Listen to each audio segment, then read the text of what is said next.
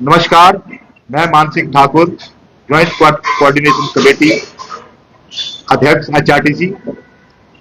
सर्वप्रथम मैं धन्यवाद करना चाहूंगा मीडिया के सभी बंधुओं का इस मेज बे पर हमारी मांगों को सरकार व प्रबंधन के पास पहुंचाते हैं, उनका मैं धन्यवाद करता हूं। मैं आपको बात बता दूं कि हमारा 3 तारीख को हमने एक नोटिस दिया था कि 14 तारीख से हम गेट मीटिंगें करेंगे और 16 तारीख को धरना प्रदर्शन करेंगे। हमारी मुख्य मांगे थी ओवरटाइम नाइट, मेडिकल रिवर्समेंट, एरियर, हमारा एरियर तरह तरह का एरियर जो था वो सरकार के पास पेंडिंग था। तो 12 अक्टूबर को एचआरटीसी की स्वर्ण जयंती के अवसर पर माननीय मुख्यमंत्री महोदय जी ने तकरीबन हमारी सभी मांगों को मान लिया है। उन्होंने, मैं आपको बात बता दूं कि उन्होंने ओवरटाइम नाइट का 50 करोड़ रुपया देने की बात कही है। जो 47 करोड़ हमारा बचता है वो मार्च 3 महीने के अंदर अंदर उन्होंने माना है कि उसको भी हम देंगे। 9 करोड़ जो मेडिकल रिवर्समेंट है उसको भी उन्होंने एक मुश्त देने की बात कही है। 4% डीए और सैलरी हिमाचल प्रदेश के कर्मचारियों की तरह 28 तारीख को उन्होंने सैलरी और पेंशन देने की भी घोषणा की है। मैं आज आपके चैनल के माध्यम से माननीय मुख्यमंत्री महोदय जी का, माननीय उप मुख्यमंत्री महोदय जी का और खास स्पेशल मैं माननीय एमडी महोदय जी का कोटि कोटि धन्यवाद करता हूं। माननीय एमडी महोदय श्री रोनचंद ठाकुर जी ने एचआरटीसी के कर्मचारियों की समस्याओं को सरकार के पास बड़े जोर शोर से उठाया। उसी का नतीजा जो आज है, कम से कम 120 करोड़ रुपया जो है एचआरटीसी को सीएम सुखविंदर सिंह सुक्खू जी ने दिया है। उसके बाद मैं ये भी कहना चाहूंगा, हिमाचल पथ परिवहन निगम के सभी कर्मचारियों से, चाहे वो मैकेनिक हो, चाहे कंडक्टर हो, चाहे ड्राइवर हो, चाहे वो ऑफिस स्टाफ हो, उनको मैं ये बताना चाहूंगा कि उन्होंने 6 करोड़ की आय में बढ़ोतरी की है। ये पूरे निगम के कर्मचारियों की मेहनत का फल है।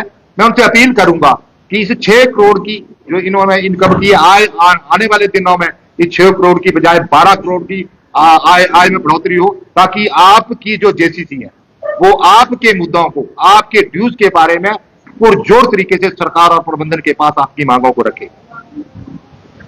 इसके बाद मैं बहुत बहुत थैंक्स करना चाहूंगा माननीय मुख्यमंत्री महोदय जी का, माननीय डिप्टी सीएम महोदय जी का, माननीय एमडी महोदय जी का। इन्हीं शब्दों के साथ जय हिंद, जय भारत, जय हिमाचल। हमारा आंदोलन, हमारे लगभग सारी मांगों को मान लिया गया है। अब हमने आज से, हमारी 14 तारीख से गेट मीटिंगें होनी थी, उनको हमने स्थगित किया है। अब हमने अपने धरना प्रदर्शन को भी स्थगित कर दिया है। आप एक से बोल दिया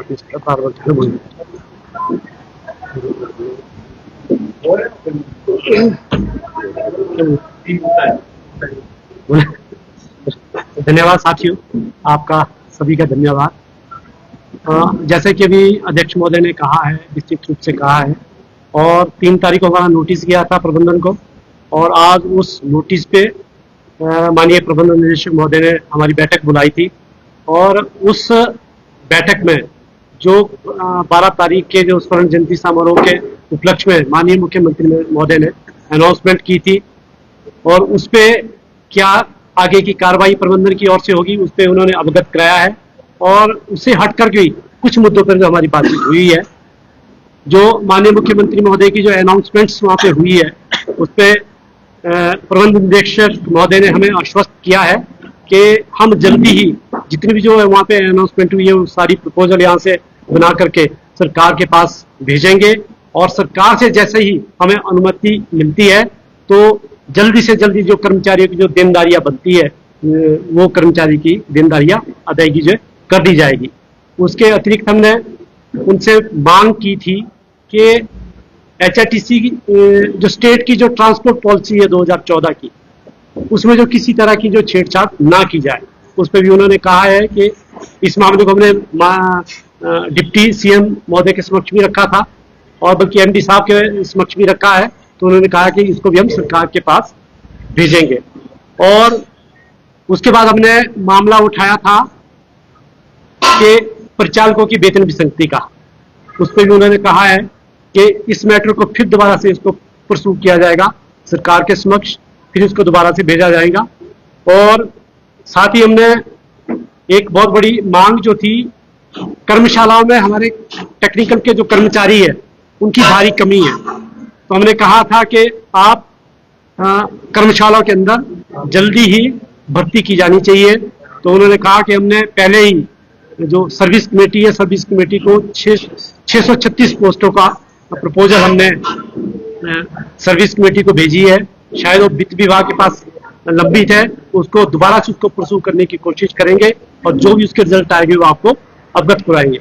साथ ही हमने कहा था कि कर्मचारियों को तो जो 55 महीने को जो नाइट ओवर टाइम जो पेंडिंग था वो तो एक मुश्त सरकार ने देने की हामी भरी है 2 किश्तों में, परंतु उसके बाद का जो ओवर टाइम कर्मचारियों को लगना है उसमें जो हर महीने जिस तरह से जो पूर्व में कर्मचारियों को मिलता था हर महीने की 22 तारीख को, तो उसको हर महीने 22 तारीख को देना जो है शुरू किया जाए। और एमडी साहब ने, हमने भी कहा है कि आपने बहुत मेहनत की है और वर्तमान समय में एचआरटीसी की आय बढ़ी है और आप इसमें थोड़ा और इजाफा करेंगे तो आपके जो छोटे छोटे जो ड्यूज है वो जल्दी जो है हम उसको कहना क्लियर करते चले जाएंगे।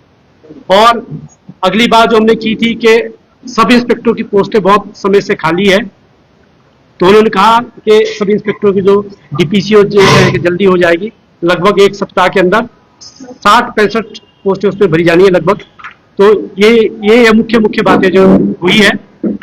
और एक पीस मिल के जो हमारे कर्मचारी साथी है जो उनको रेगुलर होना है, लगभग कोई उनको क्या कॉन्ट्रैक्ट पे आना है, तो लगभग कोई 150 के आसपास के कर्मचारी है। तो उन्होंने कहा कि जल्दी ही वो भी जो है कॉन्ट्रैक्ट पे आएंगे और उसके बाद उनका जो रेगुलाइजेशन का जो प्रोसेस होता वो भी उनका जो है कंप्लीट क्या हो जाएगा।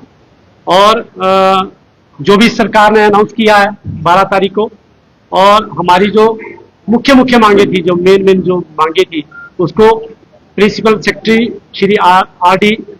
नजीम साहब, उन्होंने भी कर्मचारियों की मांगों को बहुत मजबूती से उस मंच पे जो इंडोर्स किया है, हम उनका भी धन्यवाद करते हैं। माननीय डिप्टी सीएम महोदय ने भी कर्मचारियों की मांगों को जो सरकार के समक्ष, मुख्यमंत्री साहब के समक्ष जो है बहुत मजबूती से रखा है, हम उनका भी धन्यवाद करते हैं। और जो हमारा जो आंदोलन था, फिलहाल जो हमारी जो मुख्य जो मांगे थी, सारी मांगे तो नहीं कहा जा सकता कि सारी मांगे पूरी हो गई है, परंतु जो हमारी मुख्य मांगे थी, मुख्य मांगों को जो है मान लिया गया है। अन्य मांगों को देखेंगे और जब भी हमें मौका मिलेगा तो अपनी मांग